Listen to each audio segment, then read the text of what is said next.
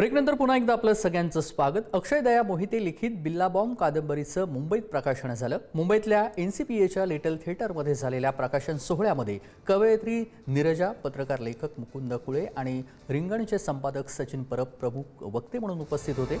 बिल्ला बॉम्ब ही कादंबरी मुंबईतील महानगरी आणि उपनगरीय जीवनावरती आधारित आहे।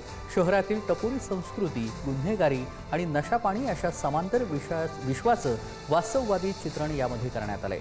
तरुणांची टपोरी भाषा हे कादंबरीचं वैशिष्ट्य आहे आणि याच कादंबरीत आजच्या तरुणाईच्या जगण्यावरती भाष्य करण्यात आलंय।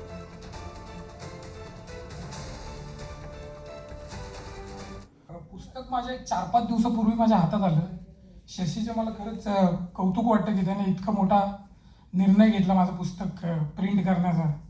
तर त्याचं खरंच विशेष आभार आहे। आणि त्याने लेखकाला कुठलीही बंधनं किंवा काही न टाकता इतकं छान पुस्तक बनवलेलं आहे। जवळजवळ हत्यारासारखं पुस्तक हे बनलेलं आहे। म्हणजे फेकून मारलं तर अख्खा जखमी होईल माणूस, अशा पद्धतीचं पुस्तक बनलेलं आहे। आकार बघा तुम्ही बघू शकता। प्रॉपर जे पुस्तक पाहिजे तर असं बनलं पाहिजे। माझे आई वडील पण समोर बसलेत, तर मी त्यांना एवढंच सांगतो की आपण सगळे गावखेड्यातून आलो, तुम्ही मला घेऊन ह्या शहरात आता किमान मला लोक लेखक म्हणून ओळखतील, कादंबरीकार म्हणून ओळखतील।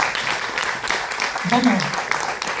शिकूया AI ची क्रांती, चला करूया MSCIT।